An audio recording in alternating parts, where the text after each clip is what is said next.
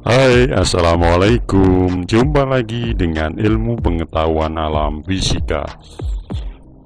Semangat pagi kita hari ini. Mari kita belajar tentang bunyi. Apa itu bunyi? Terlebih dahulu kita harus mengetahui sifat-sifat bunyi. Bunyi. Sifat-sifat bunyi. Apa yang menyebabkan timbulnya bunyi? Bunyi ditimbulkan oleh benda yang bergetar. Termasuk jenis gelombang apakah bunyi itu? Bunyi termasuk gelombang longitudinal karena bunyi merambat melalui rapatan dan renggangan. Apakah bunyi merambat melalui medium? Bunyi memerlukan zat antara atau medium. Dengan kata lain, bunyi tidak dapat merambat melalui hampa udara. Sebuah lonceng yang dipukul menimbulkan getaran yang menjadi sumber bunyi. Bunyi merupakan gelombang longitudinal, di mana ada repatan, ada renggangan. Itu yang dinamakan, juga ada panjang gelombangnya.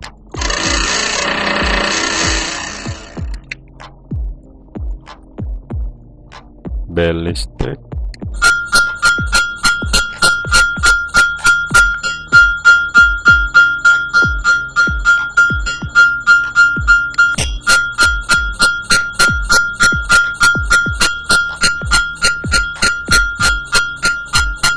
Ini adalah tutup logam. Bel listriknya pita karet, selubung, dan ini dasar logam.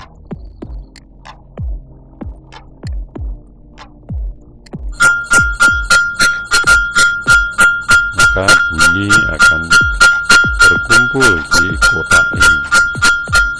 Jika udara ada di dalam ruang silinder kaca, bunyi bel dapat didengar dengan jelas. Dan ketika seluruh udara dipompa keluar dari selungkup kaca, maka bunyi bel tidak terdengar walaupun pemukul masih bergetar. Apakah syarat terjadinya dan terdengarnya bunyi?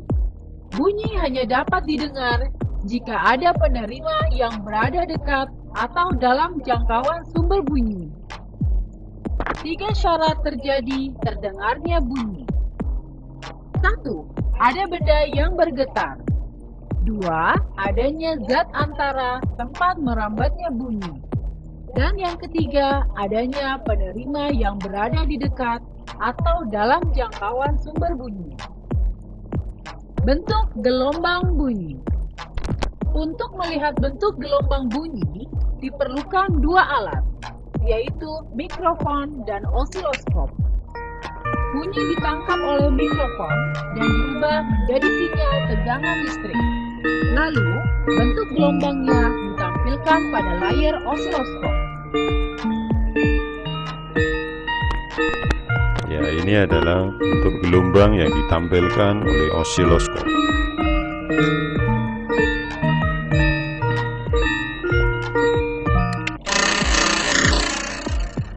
Demikian penjelasan tentang sifat-sifat bunyi. Bunyi yang dihasilkan sumber bunyi. Apa hubungan nada dengan frekuensi bunyi? Nada bunyi bergantung pada frekuensi sumber bunyi. Makin tinggi frekuensi sumber bunyi, makin tinggi pula nada bunyi yang dihasilkannya. Secara eksperimen, hubungan antara frekuensi dan nada dapat dilihat pada layar osiloskop. Jadi, nada yang tinggi dihasilkan oleh frekuensi tinggi. Sama artinya dengan nada tinggi dihasilkan oleh panjang gelombang yang pendek, dan begitu pula sebaliknya.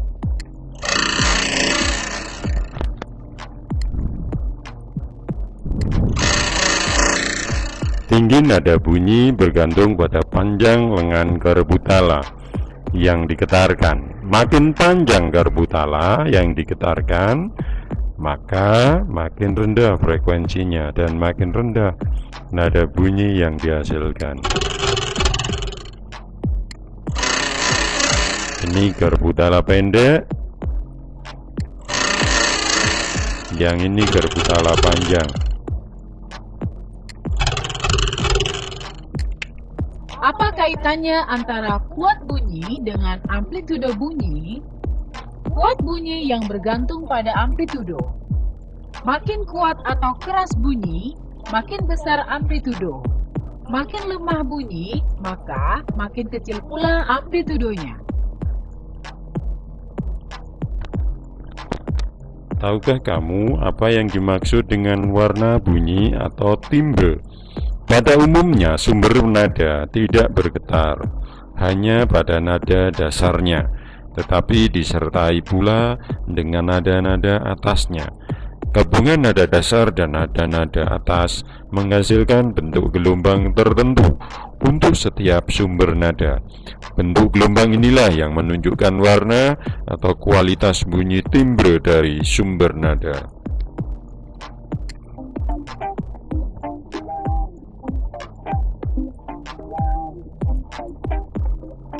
Perhatikan nada rendahnya perbedaannya dengan nada tinggi.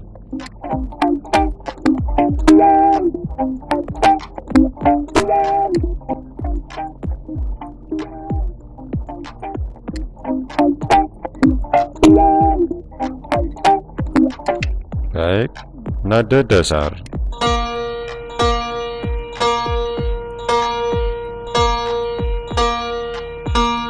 Bentuk gelombang sumber nada merupakan gabungan nada dasar dan nada atas.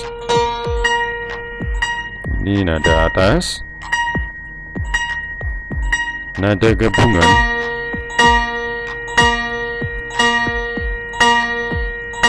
baik, kita lanjutkan. Bentuk gelombang berbagai instrumen musik untuk drum,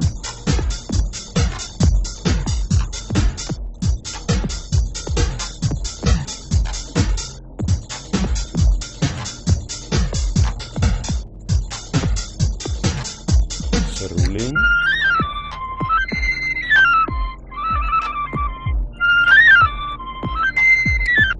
gitar,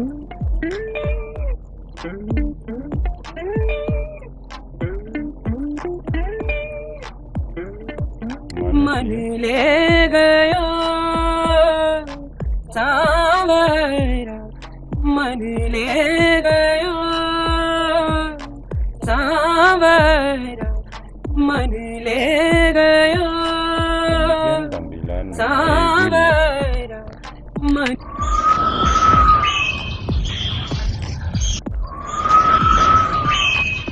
bunyi yang dihasilkan sumber bunyi nada. Ada dua jenis bunyi, yaitu desah dan nada. Desah adalah bunyi yang frekuensinya tidak teratur, misalnya bunyi daun ditiup angin dan bunyi gemuruh ombak di pantai.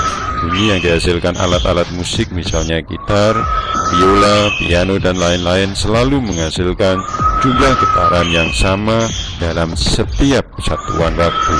Bunyi yang demikian disebut nada atau bunyi beraturan.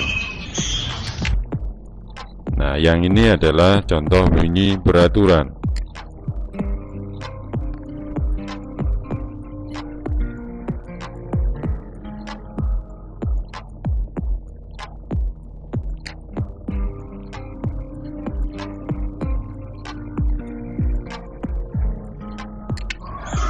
Ini adalah contoh desah.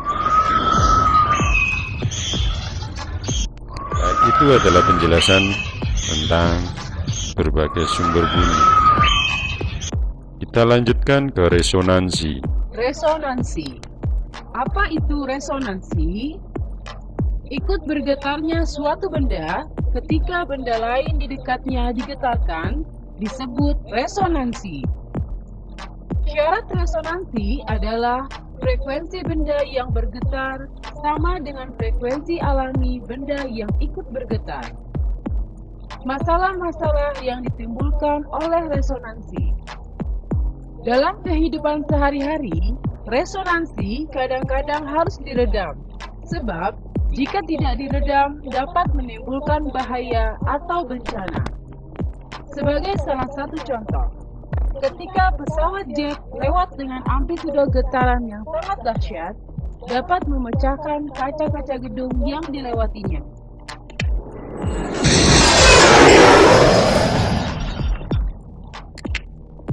Nah, coba perhatikan kegiatan berikut. Ketika kita mengayunkan salah satu bandul, maka apa yang terjadi? Iya, bandul yang memiliki panjang yang sama akan ikut bergetar. Itu yang dinamakan dengan resonansi. Perhatikan sekali lagi. Iya, seperti itu gerakannya. Kita gerakan lagi. Mana yang ikut bergetar? Iya, betul. Ini adalah masalah yang ditimbulkan.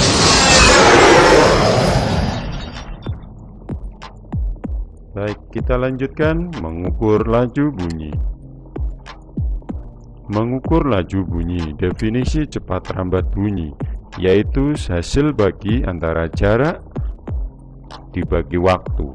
Cara matematis dinyatakan dengan V/T. Perhatikan animasi. Ketika kita mendengar suatu bunyi, baik itu geledek atau halilintar, kita akan terkejut.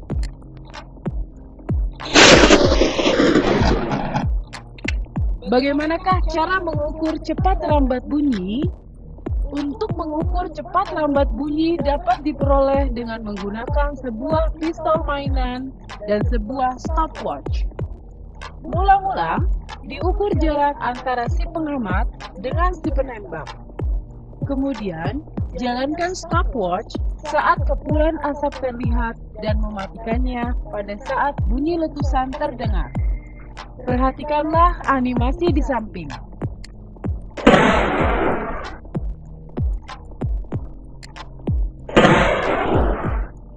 Iya, itu berarti kecepatan bunyinya 24 meter per sekon.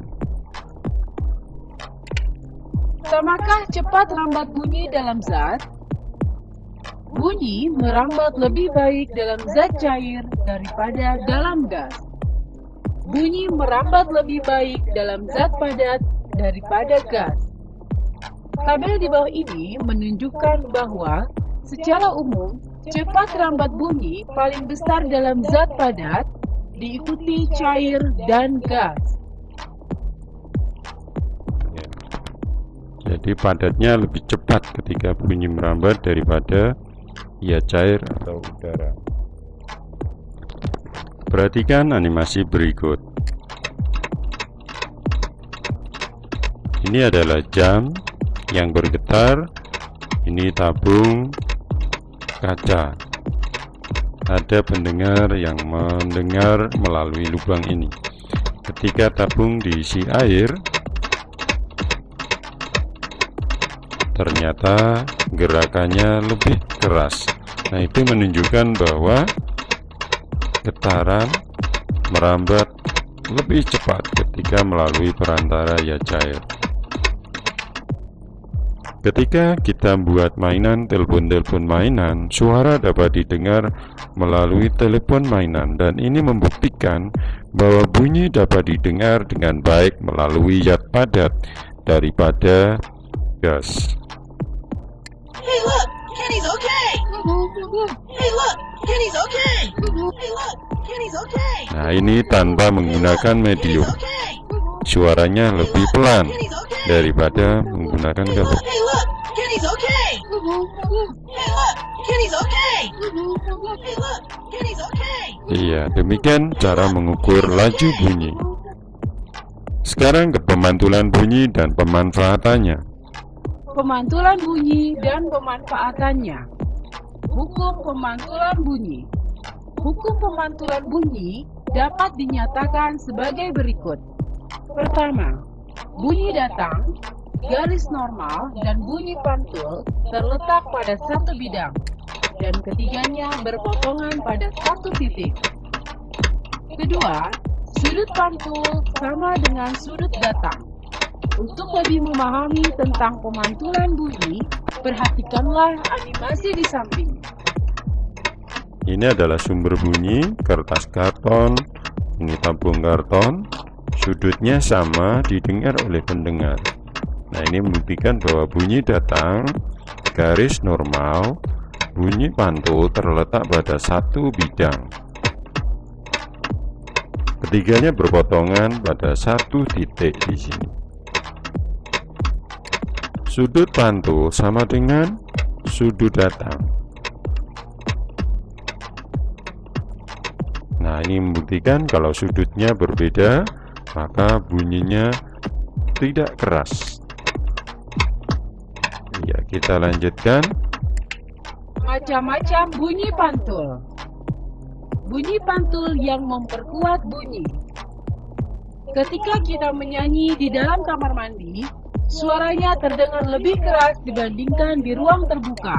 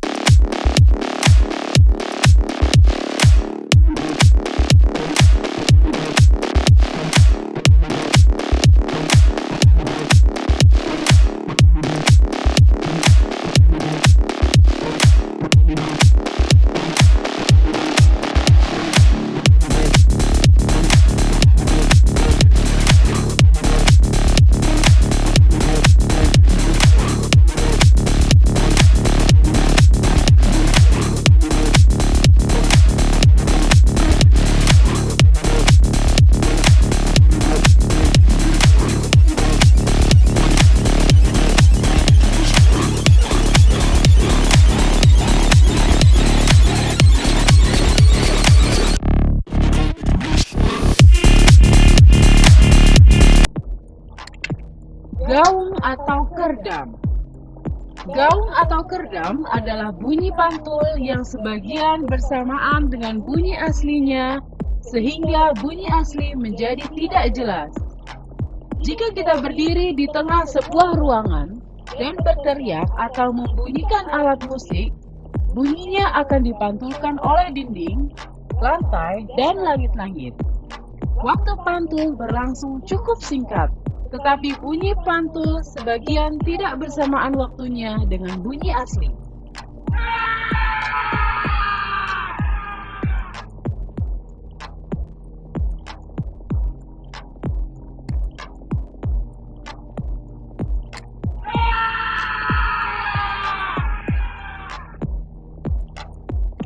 Gema.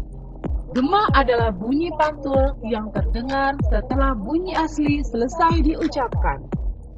Jika jarak antara sumber bunyi dengan bidang pemantul sangat jauh, ada kemungkinan bunyi pantul kembali setelah bunyi asli selesai diucapkan.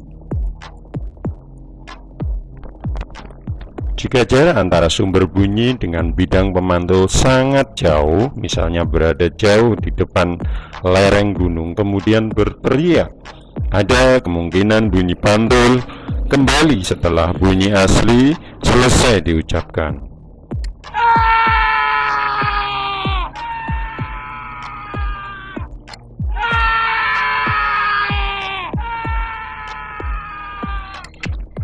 Penggunaan ultrasonik oleh manusia. Sangat banyak sekali kegunaan ultrasonik bagi manusia.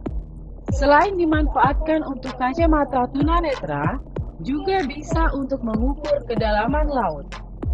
Pulsa ultrasonik dipancarkan oleh instrumen yang dinamakan fotometer. Ketika pulsa mengenai dasar laut dan kawanan ikan, pulsa tersebut dipantulkan dan diterima sebuah penerima. Jika pulsa pancar memerlukan waktu lama untuk kembali ke penerima, berarti lautnya dalam. Dan sebaliknya, jika pulsa pancar memerlukan waktu singkat untuk kembali ke penerima, berarti lautnya dangkal.